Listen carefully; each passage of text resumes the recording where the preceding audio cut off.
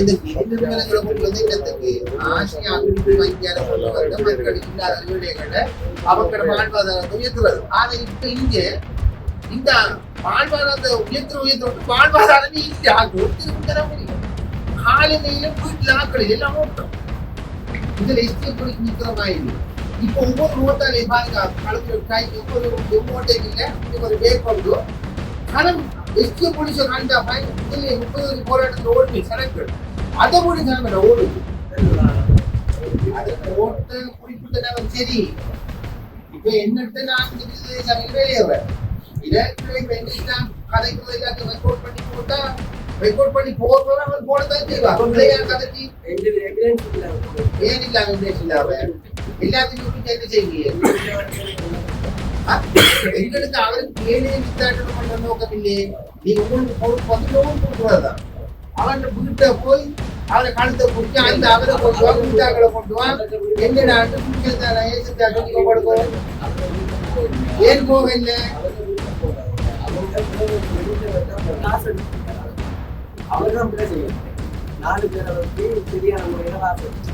Leasing company உடனே ஒரு வாகனத்தை கொடுத்தா பெரிய வாகனத்தை சின்ன மூட்டைகளை கொடுத்தாலும் அந்தந்த வீட்டுக்கு போய் வீட்டுக்குள்ள கதை உடைச்சிட்டு இனி எடுத்து வர சேட்டையெல்லாம் விட்டுருது.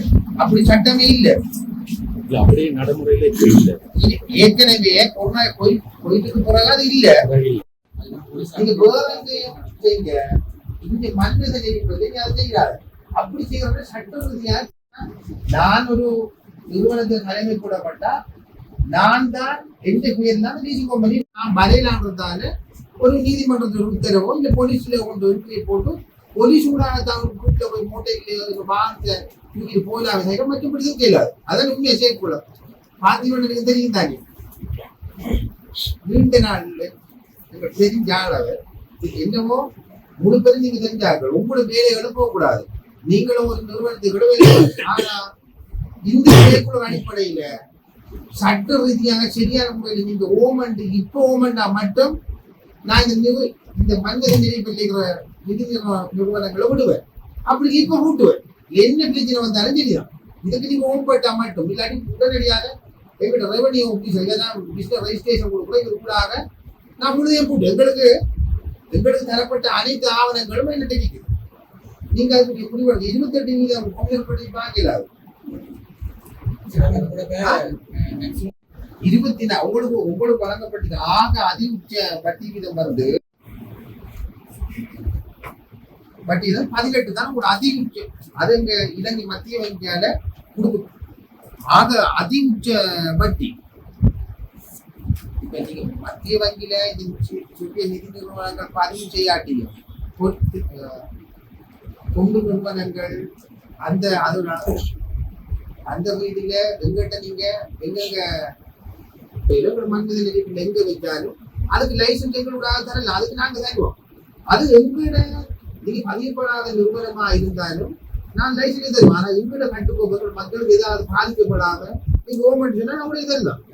ஆறாவது இதுக்கு பிரச்சனை என்னன்னா ஒரு பொதுவாக ஒரு எக்ஸ்டெண்ட் ஒரு நிறுவனம் இவர்கிட்ட பொறுப்பு கொடுக்கும். இவர் லோனை 60% போட்டு இவருக்கு சொந்த காசையை கொடுத்து அந்த லோனுக்கு அங்க 5% 9-10% போகுது. அதான் நடக்குது. நடக்குது என்ன பிறந்தோட கதைக்கு. ஆனா இதுக்கு இன்றைக்கு முடிவாங்க தந்தா மட்டும் இன்றைக்கு நடக்கலாம். அப்படி இல்லை நீங்க உங்களோட நிதி நிறுவனத்துல தலைமைப்படத்தோட எல்லாத்தையும் கதைக்கு போட்டு இன்றைக்கே கூட்டும் உங்களுக்கு எவ்வளவு சொல்லிருக்காங்க. நீங்க ஒரு ஆனா ஒவ்வொரு மாதமும் எங்களுக்கு கொண்டு நியமிக்கிறீங்க. அந்த ஒவ்வொரு மாதமும் உங்களோட நிதி நிறுவனத்துக்கு நாங்க அந்த எங்களோட குழுவரும் உங்களோட அக்கௌண்ட் டீச்சர்ஸ் பார்வையிடும். அந்த மக்கள்கிட்ட எல்லாருக்கிட்ட என்ன நடந்துன்ற ஆறாருக்கு லோன் கொடுத்துன்ற அந்த சிஸ்டம் எங்களுக்கு வேணும். அந்த சிஸ்டத்தை நாங்கள் எடுப்போம். நாங்கள் எங்களுக்கு ஏதாவது பிள்ளைகள் இருந்தால் நாங்கள் அதுக்கு நேரடியாக உங்களோட கஸ்டமரை நாங்கள் நேரடியாக நாடுவோம். அவங்கள்ட்ட என்னென்ன பிரச்சனை இருக்கோ அதை கூட நேரடியாக கூப்பிடுவோம். நாங்கள் தெளிவுபடுத்துவோம். அதுல எந்த மாற்றமும் இல்லை. இது அவ்வளவுக்கு அப்ப உங்களோட நிறுவனம் என்ன உங்களோட எங்களோட பிசினஸ் ரெஜிஸ்ட்ரேஷன் செஞ்சா மாட்டோம் பாக்கி எடுங்க. 10,000 லாபம் பார்த்தா இப்ப 5 லட்சத்துக்கு 4 லட்சத்தை வீட்டுக்குரிய வாங்கினா நமக்கு அவங்களோட முதலீடு வந்து 50,000 இடிய பம்பிக்கிறார்களுக்கு வழங்கப்படுது. அதையும் அதையும் உடனே அதையும் நீங்க மனதில் கொண்டு வரணும். இப்ப எனக்கு இப்ப 50,000 தேவைப்பட்ட 5 லட்சம் தான் செய்தாலும் எந்த மன்மத நெறி பயிற்சிக்குள்ள வந்து ஒரு நிதி நிறுவனமா இருக்கு லீச்சு கோமிலை பேங்காகவும் இருக்கிறது. அனைத்தும் எங்கிட்ட இந்த வேட்டை இந்த லைசன்ஸ் இருந்தா மட்டும்தான் நீங்க எங்களோட எல்லைக்கு உட்பட்ட எந்த இடத்திலேயாவது ஒரு கதிரையை மேசையை போட்டு இந்த நிதி கையாடலை நடத்தலாம். இதுதான் இலங்கை சட்டம். 1987 கொண்டு வந்த எங்களோட சட்டம் வந்து இதுதான் பிரதேச சபை சட்டம். இதுக்கு ஏதாவது ஒரு சின்ன தலைமையில் வந்தாலும் நாங்கள் அதுக்கு பின்னாடி எடுப்போம். எந்த மாதிரி ஒரு நீங்க ஓமெண்ட் சொன்னா நாங்க உடனடியாக லைசன்ஸ் இல்லாட்டி இதுக்கு இப்ப நீங்க உங்களோட 60 வீதம் எத்தனை வீதம் 4 வீதம் 48 வீதம் 12 மாதம் அப்ப 4 வீதம் இல்லை உங்களோட அதை விட கூட எல்லா பேர் டீட்டெயில்ஸும் இருந்தா அது நாங்க இல்லாம பிரதேச செயலகம் ஊடாக பிரதேச சபை ஊடாக பிரதேச செயலாளர் ஊடாக எங்களுக்கு வந்தது. நாங்கள் 27 நிறுவனங்கள்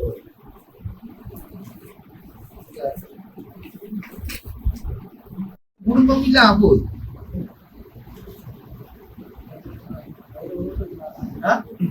அடுத்தது உங்களுக்கு எங்களுக்கு பைலோ உங்களோட பைலோ பாருங்க. ஒவ்வொரு வருடங்களுக்கும் ஒரு லட்சம் வாங்க குறைஞ்சது நாங்க வாங்கணும். உங்கள்ட்ட லைசன்ஸுக்கு ரேட் லைசன்ஸ் 3000 தானே. இப்ப வந்த பைலோவுல பாருங்க 1 லட்சம் ரூபாய் உங்களுக்கு நாங்க வாங்கலாம். அதே இப்ப நீங்க இதுகளெல்லாம் நாங்க தளத்துல இருந்தா மக்களை காப்பாற்றணும். நீங்க அதுக்கேற்ற மாதிரி கிளியர் பண்ணி சொல்லுங்க. இப்படி முதலாவது அட்டவணைக்கு அமைய விண்ணப்பிக்க முடியும். நீங்க 6வது தனிப்பட்ட ரீதியிலேயோ நிறுவன ரீதியிலேயோ 6வது தனிய நிறுவனம் தொடங்குவதா இருந்தா நீங்க விண்ணப்பிக்கலாம். அதுக்கு நாங்க விண்ணப்பம் ஒன்று பூரணப்படுத்தி உரிய ஆவணங்கள் மற்றும் முழுல செலுத்தக்கூடிய ரூபாய் 1 லட்சம் ரூபாய் விண்ணப்ப கட்டணத்தோட தவிசாளருக்கு சமர்ப்பிக்க வேண்டும். எனக்கு ஒரு லைசன்ஸ் தாரத்துக்கு 1 லட்சம் ரூபாயோட சேர்த்து விண்ணப்பிக்க வேண்டும் தவிசாளருக்கு. அது இப்பத்திய சேர்க்குளம். அதுக்கு அமைய 2வது அனுமதி பத்திரம் ஒன்றினை பெறுவதற்காக சபையின் முறையான விண்ணப்ப படிவம் ஒன்று சமர்ப்பிக்கப்பட்ட பின்னர் அது 3ஆம் அட்டவணையில் குறிப்பிடப்படும் குழுவும் சமர்ப்பிக்க வேண்டும் என்பது அக்குழுவின் தீர்மானத்தின் அடிப்படையில் மாற்று தவிசாலையினால் அனுமதி பத்திரம் வழங்கப்படுதல் வேண்டும். இப்ப இந்த மன்மத நெறி பற்றிக்குள்ள இருக்கிற அனைத்து நிறுவனங்களுக்கும் நீங்க உங்களுக்கு தார அந்த பிசினஸ் ரெஜிஸ்ட்ரேஷனுக்கு நாங்க கையொப்பம் போடுவேன். அந்த கையொப்பம் போடுறதுக்கு இவ்வளவு ஆவணங்களும் இவ்வளவு சட்டத்திட்டங்களுக்கு நீங்க அமைவாக இருந்தா நான் இந்த ஆவணத்தை கையொப்பம் விட்டுருப்பேன். அப்படின்னு ஏற்கனவே நாங்க இது தெளிவின்மை இல்லாம நாங்க உங்களோட பிசினஸ் ரெஜிஸ்ட்ரேஷன்ல கையொப்பம் விட்டிருந்தால் உடனடியாக அதை முழுவரிசையில செஞ்சு உடனடியாக அதை நிறுத்துவோம். அதுக்கும் இல்லாட்டி 7 நாள் உங்களுக்கும் 7 நாள் டைம் தருவோம். அந்த 7 நாள் டைமுக்குள்ள நீங்க நிவர்த்தி செய்வதா இருந்தா அது உடனே முடிவெடுக்கலாதானே. உங்களுக்கு ஏற்கனவே சொல்லியாச்சு. நீங்க அந்த முடிவெடுக்கல. உங்களுக்கு டெம்பரரி லைசன்ஸ் தருவேன். 7 நாட்கள் மாத்திரம்தான் அந்த டெம்பரரி லைசன்ஸ் இருக்கும், நடைமுறையில இருக்கும். 7 நாள் கழிஞ்சா அந்த டெம்பரரி இல்லை, நீங்க கூட்டிட்டு போறதுதான். இங்க இதுல வந்திருக்கிறாங்க. நீங்க உங்களுக்கு முடிவெடுப்பாளர்கள் நீங்க டிசைட் பண்ணுங்க. உங்களுக்கு நான் எழுத்து முதல் ஆவணம் தந்திக்கிறேன்னா ஒரு முகாமையாளர் அப்படி இன்னாட்டி உங்களோட ரீஜனல் மேனேஜரையும் கூப்பிட்டீங்க. நீங்க வந்தாக்கள் வராது. இதுதான் கடைசி மீட். இதான் சொல்ல போற ஃபைனல் டிசைடும் இதுதான். எந்த வித மாற்றமும் இல்லை. கடைசி தீர்மானத்தை இந்த இதெல்லாம் எடுப்போம். இதுக்கு அப்புறம் அவர் கதைக்க கொழுப்புல இருந்து கதைக்கம் மத்தியம் கதைக்க ஒன்றுமே இல்லை. எங்கள்கிட்ட எல்லா ஆவணத்துக்கு ஏற்ற மாதிரி நாங்கள் முடிவு எடுப்போம். அது பிரச்சனை இல்லை. தமிழ்ல இனி இண்டையில இருந்து இனி வரும் காலங்கள்ல தமிழ்ல இருக்கணும். ஒரு சனகத்துக்கு ஒன்றுமே தெரியாது. எல்லாத்தையும் சைன பண்ணி தெரியுது. ஒத்தாச்சி மடத்து நடந்த தெரிஞ்சவங்களுக்கு தெரியும். அவங்க அந்த நிறுவனம் வரல. இங்க எல்லா பேருக்கும் கூட்டுதான். இந்த சட்டத்திட்ட எங்கட பிரதேச சபைக்கு உட்பட்ட இந்த வட்டி வீதத்தை குறைய நீங்க எல்லாம் ஏற்கனவே கொடுத்துருந்தாங்க கிடமல்ல இப்ப உடனடியாக ஒரு மாதத்தோட ஆக்கணும். மாதத்துக்கு ஒரு தடவை தர விடணும். இந்த வீட்டுல 10 பேர் கொண்டு வந்த குழு லோன் எல்லாத்தையும் க்ளோஸ் பண்ணுது. ஆனா நீங்க லோனை கொடுங்க, லோன் கொடுக்கணும் இல்லை. நீங்க அளவுக்கு கன்மௌண்ட் இருக்குது. அடுத்தது மாத லோனை கொடுங்க.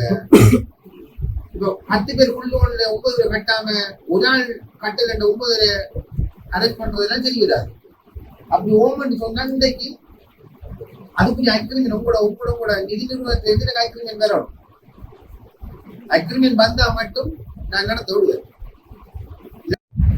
அவங்களுக்குரிய மொழிகள் இருக்கட்டும், எங்களுக்கு தேவை இப்ப தமிழ்ல இருக்கணும். என்றதுல முக்கியமான டாக்குமெண்ட்ஸ் தமிழ்ல இருக்கு. சில அக்ரிமெண்ட் எல்லாத்தையுமே மொழிபெயர்த்து கொண்டாங்க. பைசா வந்து நடைமுறைப்படுத்த குறையும். ஏன்னா இப்ப இந்த நீ சொன்ன மாதிரி கொரோனாவுக்கு பிறகு நடைமுறைப்படுத்த வந்ததுல பேப்பர்ஸ்ன்றதே கட்டுப்பாடு இருந்தால் எல்லாமே சிஸ்டமைஸ்ல இருந்தால் எடுக்கிறது. மேனுவல் டாக்குமெண்ட்ஸ் குறையும். அதுல வர முக்கியமான பதிவுகள் வந்து தமிழ்ல தான் இருக்கு. கூடுதலாக தமிழ்ல, அதாவது மக்களுக்கு தெளிவுபடுத்தணும் நோக்கத்துக்காக தமிழ்லையும் இருக்கு. அது நீங்க சொல்றதுபடி முழுமையாவே தமிழ்ல வரக்கூடாது, பிரச்சனை இல்லை. அதுக்குரிய நடைமுறைக்கு கடிதத்தரப்ப நாங்கள் அதை எங்களுடைய தலைமைப்படங்களுக்கு வந்து அறிவிச்சு அதையும் எடுக்கக்கூடிய நாங்கள் செய்யணும். எங்களுக்கு அதோட சேர்ந்து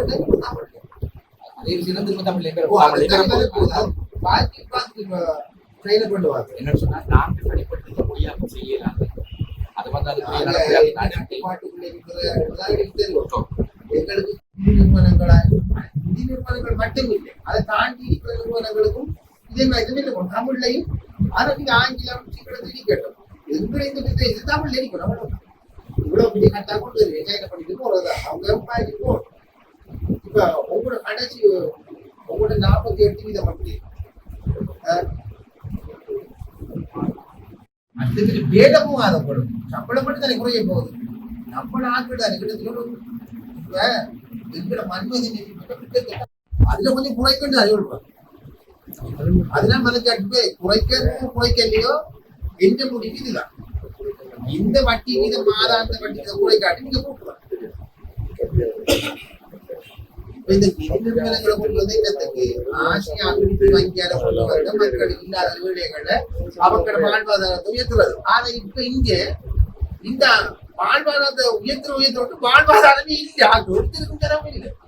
காலமையில வீட்டுல ஆக்கள் எல்லாம் ஓட்டம் பார்த்தா இந்த நான் புறமுறல உங்களாலே தனித்த புறமுறல முதல் எஸ்டேட் போலீஸ் நிக்கிற மாதிரி இப்ப ஒவ்வொரு ரோட்டாலே பாருங்க களத்துல ஒவ்வொரு ஓட்டைக்கு இல்ல இன்னைக்கு ஒரு பேக் கொண்டு கணம் எஸ்டேட் போலீஸ கண்டா பாருங்க முதல்ல 30 போராட்டத்துல ஓடுமே சரங்கள் அதை போடி சரங்க ஓடுது. ஓமா நான் விளையாடுறதுல உங்கள்கிட்ட மனுஷன் கட்டுறேன் 12 மாதம் 1 மாதம் கூட கட்டுறேன். அந்த வட்டியின் படி எனக்கு அந்த வட்டி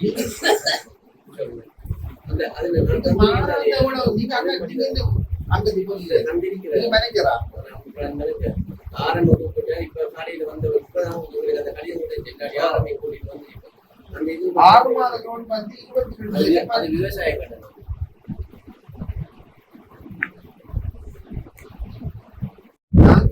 நான் உங்களோட நான் 1 லட்சம் ஒரு லோன் எடுக்க மாதம் கூட கட்டுறேன் 6700 கடன்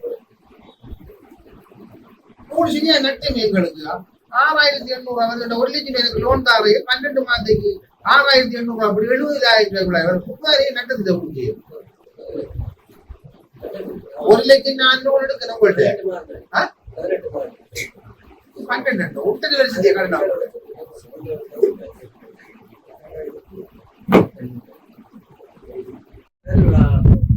அது போட்டு குறிப்பிட்ட சரி.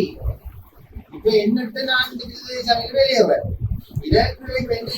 கதைக்கிறது எல்லாத்தையும் ரெக்கார்ட் பண்ணி போட்டா ரெக்கார்ட் பண்ணி போடுறோம் அவன் போடத்தான் செய்வான். கதைக்கு ஏன் இல்லாம எவிடன்ஸ் இல்லாம எல்லாத்தையுமே என்ன செய்வீங்க? எங்களுக்கு அவருக்கு வேலையை நித்தாட்டணும் பண்ற நோக்கம் இல்லையே. நீங்க உங்களுக்கு பொறுப்பு வந்து லோன் கொடுக்குறதுதான். அவன் வீட்டை போய் அவரை கழுத்தை பிடிச்சி அந்த அவரை கொண்டு வா வீட்டாக்களை கொண்டு வா என்னடா டியூஷன் தானே ஏன் போக இல்லை அவர்தான் பிள்ளை செய்ய 4 பேரை வச்சு சரியான முறையில காசு எடுத்துக்கலாம். உரிய நபர்கள் வீட்டை போற நேரம் அவனை முடிஞ்சிருக்கிறாரு. அவர் 4 பேர் நபரை வச்சு காசு எடுத்திருக்காரு. சரியான முறையில அவங்களே காசு நீங்களா எல்லாம் எடுத்திருக்காங்க. அவங்க காசு கட்டுறது அவங்கள விட்டதான் எங்களை ரெக்கவரி போனீங்கன்னா இவர் அங்க ரெண்டு இவங்களை பைலட் பண்ணணும், ஆளை திசை திருப்பணும்னு சொல்லி இப்படியான இதுல நடந்து கொண்டிருக்காரு. அவர்